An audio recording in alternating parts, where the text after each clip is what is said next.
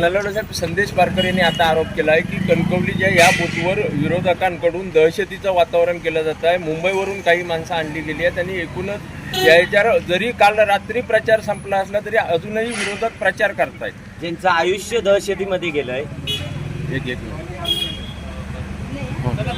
ज्यांचं आयुष्य दहशतीमध्ये गेलंय त्यांना तेच दिसणार. त्याच्यामुळे ज्या बूथवर घाबरतात, ज्या बूथवरची भीती वाटते, ज्या बूथवर आमच्या कमळ निशाणीला जास्त मतदान होईल त्या बूथवर यांना दहशतवाद दिसतो, अन्यथा दहशतवाद दिसत नाही.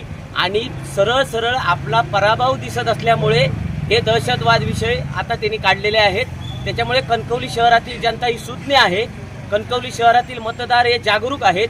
त्याच्यामुळे कणकवली शहरातील मतदार बरोबर आपलं भाजप चिन्हासमोरील बटन दाबून भारतीय जनता पार्टीचा झेंडा नगरपालिकेवर फडकवेल. त्याचबरोबर त्याने असा पण आरोप केला की काही बूथवर तुमचे कार्यकर्ते मतदान केंद्रापर्यंत जाऊन पोहोचतायत आणि खुलेआम प्रचार सुरू आहे. मी तुम्हाला काय सांगितलं, पराभव दिसल्यानंतर हे आरोप होतात. मी सकाळपासून फिरतोय, कुठेही काही नाही आहे, सर्व ठिकाणी शांतता आहे.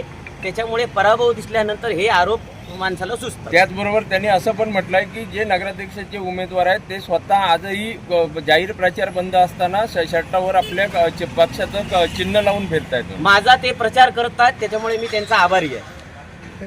तुमच्या कार्यकर्त्यांवर तुमचे कार्यकर्ते आताही डमी मशीन घेऊन मतदारांकडे जाऊन प्रचार करतात. मग मला वाटतं हा जर त्यांचा आरोप आणि त्यांनी बघितलं असेल तर त्यांनी निवडणूक निर्णय अधिकाऱ्याकडे तक्रार दिली पाहिजे, ते निर्णय देतील ना.